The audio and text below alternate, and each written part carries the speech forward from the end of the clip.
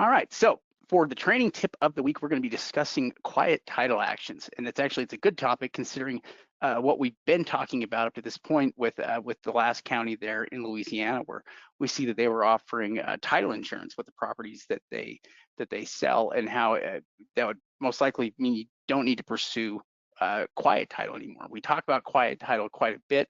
We're going to talk a little bit about what quiet title is and why it's important, or why we need to understand it. Yeah, absolutely. It's a question we get a lot. When we talk about our strategy, we'll talk about selling properties as is, or going through and selling it warranted or unwarranted and warranted. And to get a warranty deed, we need to go through the quiet title process, because if we receive a tax deed or a sheriff's deed, even many type of, uh, other type of deeds, especially tax deeds, tax lien certificates of foreclosure, we're going to need to change it from that tax deed to a warranty deed. And really, a warranty deed was going to mean that the county, that the title company can go ahead and issue title insurance on it. If we have a tax deed, most title companies aren't going to be able to do that. Yeah, when most people think of clear title on a property or having a clean title on a property, what they envision or what they think of is a warranty deed. And the reason for that is because warranty deeds are what are needed to get most title insurance policies. And so, to get title insurance on the deal is one of the requirements when, for lenders. And so being eligible for title insurance is a big deal. And if you don't have a warranty deed, you can't get title insurance. That's really the main issue that you run into here if you don't have a warranty deed, and why it's so important. So if we buy a tax deed, we're going to have a hard time. We're going to have to sell it as is, probably to a cash buyer, unless we can turn it from a tax deed back into a warranty deed again, so that it's eligible for title insurance. So as the value of properties goes up, let's say, if a property value is above more than $20,000, then we're probably going to pursue a quiet title action on it, so we can turn it back into a warranty deed and sell it for full value, so we don't have to give up all the profitability on it or sell it at a deeply discounted rate. With a warranty deed, it's just like any other property. So that typically takes about 3 to 6 months in order to complete. What that process is what we call a quiet title action. Yeah, exactly. When it comes to quiet title, the definition of it is the proceeding to establish an individual's right of ownership of real property against one or more adverse claimants. And really all this means is this is the court process to have that tax deed legally turned into a warranty deed. And we're going to do that, kind of like Shade mentioned before, if we're going to try to sell it for market value. If the property has enough value, it's going to be worth it to go through this quiet title process of turning that tax deed into a warranty deed. Yeah, well, and what it's really about is it's about establishing your uncontested ownership rights over the property. It's about making sure there are no other claimants that can make any kind of a claim against the property here. And it's the legal process we go through in order to do that, in order to prove that. And so how it works is like this. It is essentially a quiet title action is a lawsuit that is brought before local courts. So a local circuit court will bring that lawsuit before the court there. And what they'll do is, the purpose of it is basically to eliminate any other outside claims to the property. Essentially, those claims can stand in the way of having a full warranty deed. Basically, the warranty is that it's guaranteed to be free and clear of any kinds of claims or liens against the property. And so the way that we determine this is by sending notices to the prior owners of the property, along with a set time period where they have the opportunity to, to make a claim if there's any kind of a claim for the property. We are essentially going to have an attorney send out those notices to those past owners once we've had the initial appointment there before the courts to start this process. And that's what they want to know, is they want to know when the process begins here, because we'll need to go back before the courts again after the process has completed. So the attorney goes in, starts the process here with the courts, sends out those notices to the prior owners of the property, basically with instructions telling them if they have any claims they can make. This is the time period here, and this is how they would do that. Now, this isn't claims in order to try to get the property back because they've already lost the property to foreclosure. It's not that kind of a thing. It's a procedure we go through just to validate the fact that you are the owner of the property here and that you acquired it through the tax sale. the only way they would have a legitimate claim is if the property hadn't been, shouldn't have been sold through the tax sale somehow, or if that was all illegitimate. Nobody's really arguing that claim here at this point. You're basically going through this as more of a formality more than anything. And so, yeah, you send out those notices there and wait. Yeah, now each state is going to have different laws regarding quiet title, but all states are going to allow tax sale properties and tax sale owners to take the process through quiet title. So the laws can change and vary, but really the steps are going to be the same regardless of what state that we're going through the quiet title action in. So as far as kind of that process, on the next slide, we're going to talk about some of the process that Shade kind of went over as far as who needs to be notified.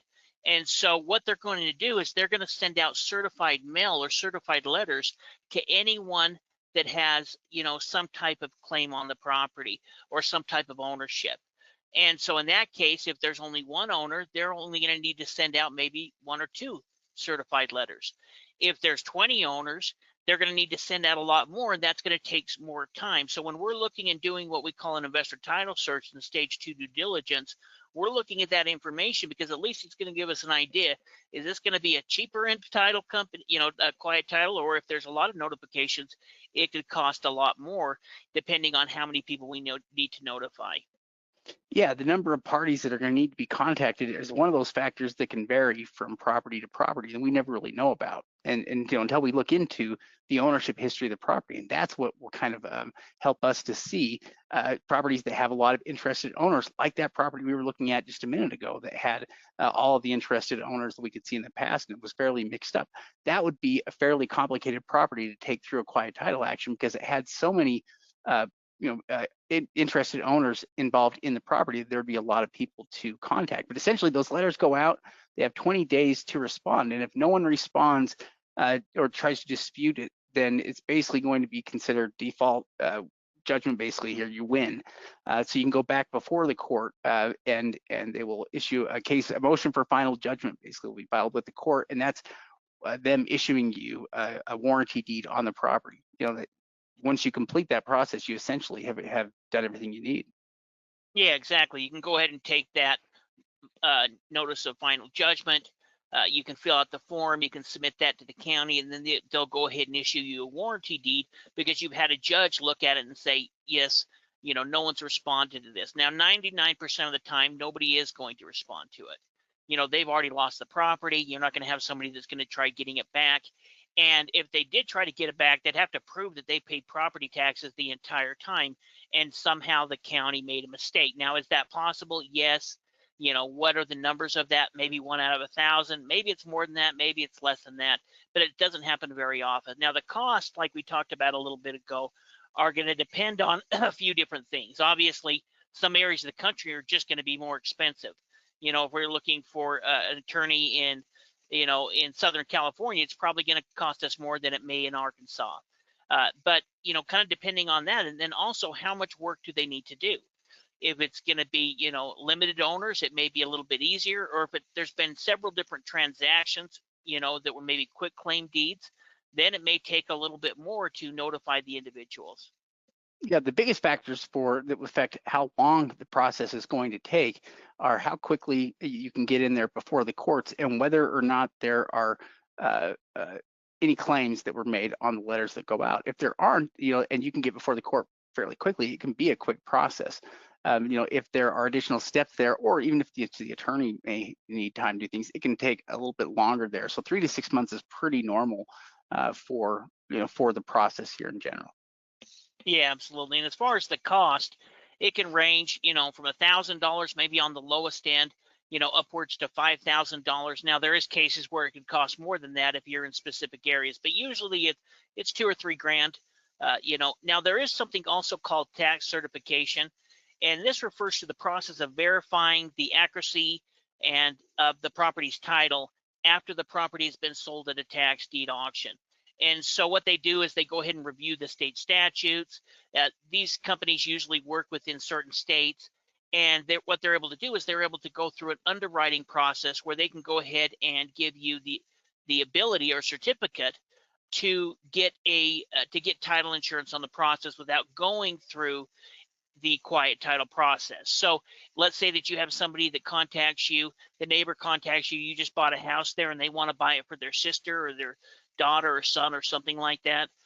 In that case, maybe they just want to buy it quickly. You're going to sell it to them as, you know, as is, but they do want to get title insurance. This could be a way to be able to get title insurance without needing to spend the time that it would take to go through quiet title. Yeah, in fact, yeah, the main issue with title insurance for tax deeds is that obviously you have to have a warranty deed to do it. Now, with that in mind, there are companies, there are special title insurance providers that specialize in tax deed properties specifically. And what they're able to do is basically, you know, if you give them time to go through the title to the property here, they can provide title insurance, you know, without going through the full quiet title process. They'll charge a little bit more for it, but essentially what they give you the ability to do is to sell the property with title insurance, you know, which again would be a requirement for financing, and to do it within about 30 to 45 days. It's about the speed of the transaction is really what they're being able to offer there for us. So they charge a little bit of a premium to be able to give you the ability to sell the property there within a little bit more than a month. Yeah, yeah, absolutely. So in that kind of scenario, this can be a good way to look at it. They've been around for a long time. Usually the one that you're going to work with, or the most common one, the biggest one, is Tax Title Services. Now, there is another company called Clear to Sell, but they really kind of focus on Florida. Tax Title Services has the most states, or offer the most states, you know, this ability to go through this process.